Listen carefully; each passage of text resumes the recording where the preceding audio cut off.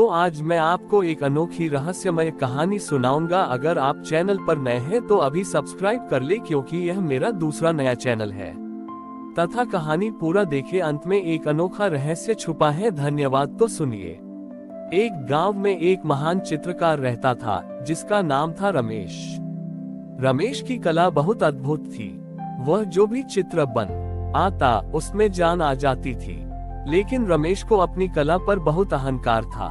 उसे लगता था कि उससे बेहतर चित्रकार पूरी दुनिया में कोई नहीं है। गणेश चतुर्थी का त्योहार नजदीक आ रहा था। गांव के लोगों ने रमेश से अनुरोध किया कि वह गणेश जी का एक सुंदर चित्र बनाए, जिसे मंदिर में स्थापित किया जाएगा। रमेश ने गर्व से मैं ऐसा चित्र बनाऊंगा जो आज तक किसी ने नहीं बनाया होगा। रमेश ने एक बड़ा सा कैनवास लिया और गणेश जी का चित्र बनाना शुरू किया। उसने चित्र में गणेश जी के मुकुट को हीरे जवाहरात से सजाया, उनके वस्त्रों को सोने के धागों से बनाया और उनके आसपास के माहौल को स्वर्ग जैसा बनाया। वह हर एक डिटेल पर घंटों काम कर रहा था ताकि चित्र पूरी तरह से परफेक्ट लगे। जब वह चित्र बना रहा था तो एक बूढ़ी महिला मंदिर के पास बैठी थी। उसके पास एक पुरानी और साधारण सी दिया थी, जिसे वह साफ कर रही थी। रमेश ने उस महिला का मजाक उड़ाते हुए कहा, माँ, आप इस पुरानी दिए को क्यों साफ कर रही हैं? ये तो मेरे चित्र की चमक के आगे कुछ भी नहीं है। महिला ने मुस्कुराते हुए कहा, बेटा, मेरी दिए में तेल नहीं है, लेकिन इसमें मेरी आस्था का प्रकाश है। तुम्हारे चित्र में रंग है, लेकिन इसमें मेरा विश्वास है। रमेश ने महिला की बात को अनदेखा कर दिया। वह अपने चित्र पर काम करता रहा। गणेश चतुर्थी का दिन आया। रमेश ने गर्व से अपना चित्र मंदिर में लाया। पूरा गांव उस चित्र को देखकर हैरान रह गया। वह इतना सुंदर और जीवंत था कि सभी उसकी प्रशंसा करने लगे। रमेश बहुत खुश था। वह अपने चित्र के सामने खड़ा होकर सभी की प्रशंसा सुन रहा था। तभी एक अजीब घटना हुई। चित्र के सामने गणेश जी का मुख अचानक धुंधला पड़ने लगा। चित्र के बाकी हिस्से तो चमकदार थे, लेकिन मुख का हिस्सा अधूरा और धुंधला लग रहा था। रमेश बहुत परेशान हो गया। उसने अपनी सारी कला का उपयोग करके मुख को ठीक करने की कोशिश की, लेकिन वह उसे ठीक नहीं कर पाया। पूरा गांव हैरान था कि इतना सुंदर चित्र अधूरा क्यों रह गया। तभी वहां एक ज्ञानी महात्मा आए। उन्होंने चित्र को ध्यान से देखा और रमेश से पूछा, बेटा, तुमने इस चित्र में सब कुछ लगाया है, लेकिन एक चीज लगाना भूल गए हो। रमेश ने कहा, मैंने सब कुछ लगा दिया है, मुकुट, वस्त्र, सब कुछ। महात्मा ने कहा, तुमने रंग लगाए हैं, लेकिन रंगों का भाव नहीं लगाया।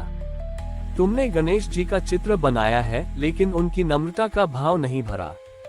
महात्मा ने बूढ़ी महिला की ओर इशारा करते हुए कहा, तुम्हारे चित्र में अहंकार का प्रकाश था, लेकिन तुम्हारी इस माँ के दिए में निश्चल भक्ति का प्रकाश है। जब तक तुम इस चित्र में अपनी विनम्रता का भाव नहीं भरोगे, तब तक यह अधूरा ही रहेगा। रमेश को अपनी गलती का एहसास हुआ। उसने बूढ़ी महिला से माफी मांगी और अपना सारा अहंकार त्याग दिया। उसने आंखें बंद करके गणेश जी का ध्यान किया और अपनी कला का उपयोग मुख को पूरा करने के लिए नहीं, बल्कि अपनी भक्ति को उसमें भरने के लिए किया। जैसे ही उसने अपनी उंगलियां चित्र पर फेरी, गणेश जी का मुख फिर से चमक उठा और वह पूरा हो गया। उस दिन रमेश ने ये सीखा कि सच्ची कला और भक्ति अहंकार से नहीं, बल्कि विनम्रता और विश्वास से बनती है। उस घटना के बाद रमेश के जीवन में एक बड़ा बदलाव आया। उसने अपनी कला का उपयोग अहंकार के लिए नहीं, बल्कि दूसरों की भलाई के लिए करना शुरू कर दिया। उसने बूढ़ी महिला से आशीर्वाद लिया और अपनी चित्रकारी की पाठशाला खोली। वह अब अपनी कला से गरीबों और जरूरतमंदों को मुफ्त में चित्र बनाना सिखाता था।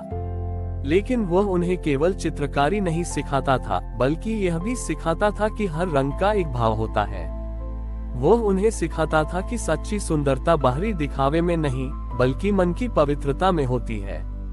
एक दिन गांव में एक बड़ा अकाल पड़ गया। खेतों में फसलें सूख गईं और गांव के लोग भूखे रहने लगे। गांव में एक भी दाना नहीं बचा था। लोग बहुत निराश थे और उन्हें कोई उम्मीद नहीं दिख रही थी। रमेश ने अपने शिष्यों को बुलाया और उनसे कहा, आज हम एक ऐसा चित्र बनाएंगे जो इस गांव के लिए एक नया सवेरा लाएगा। रमेश और उसके शिष्यों ने मिलकर एक विशाल चित्र बनाना शुरू किया।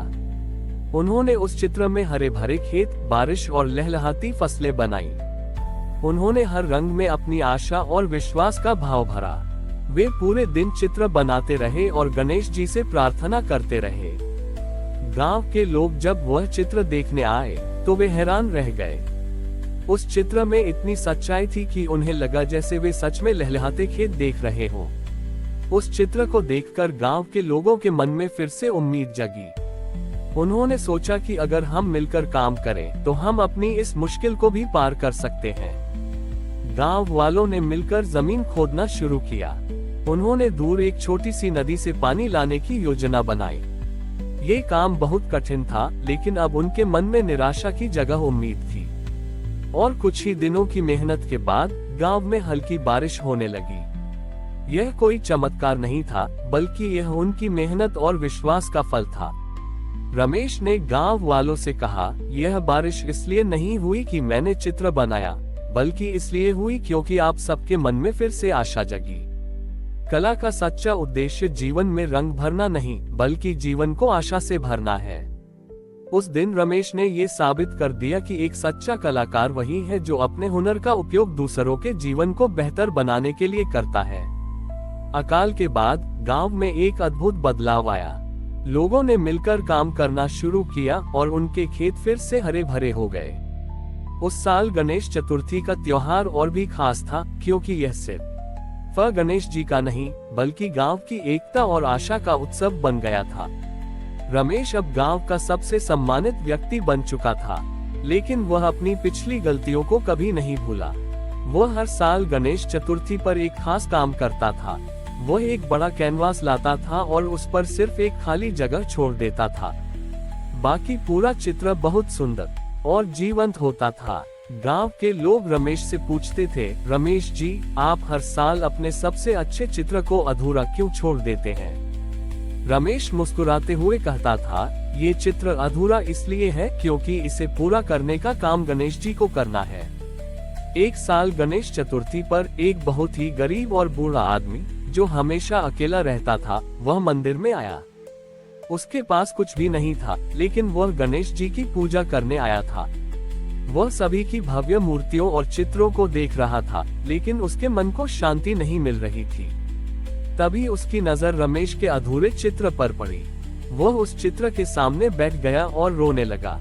उसने कहा, हे गणपति बप्पा, मेरे पास आपको देने के लिए कुछ भी नहीं है। मैं इस अधूरे चित्र को भी पूरा नहीं कर सकता। उसकी आंखों से निकले आंसू उस खाली जगह पर गिर गए। जैसे ही आंसू उस जगह पर गिरे, एक अद्भुत घटना हुई। उस खाली जगह पर अचानक गणेश जी की एक सुंदर और अद्भुत आकृति उभर आए। यह कोई चित्र नहीं था, बल्कि साक्षात गणेश जी का प्रतिबिंब था, जो उस बूढ़े आदमी की भक्ति से बना था। पूरा गांव ये देखकर हैरान रह गया।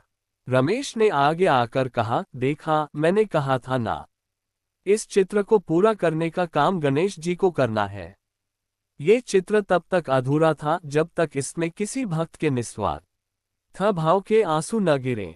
उस दिन रमेश ने ये साबित कर दिया कि कला का सबसे सुंदर रूप तभी बनता है जब वह सच्ची भक्ति और निस्वार्थता से जुड़ती है। और उस बूढ़े आदमी ने ये सिखाया कि सच्ची भक्ति के लिए हमें धन या कला की आवश्यकता नहीं, बल्कि एक शुद्ध और विनम्र हृदय की आवश्यकता होती है। हमारी और भी आध्यात्मिक एवं अनोखी कहानियां देखने के लिए हमारे चैनल पर जाएं तथा धार्मिक एवं पौराणिक अनोखी कहानियां हमारे चैनल पर है। कृपया जाके देखें तथा हमारे चैनल को सब्सक्राइब करके रखें और वीडियो लाइक जरूर करें। धन्यवाद।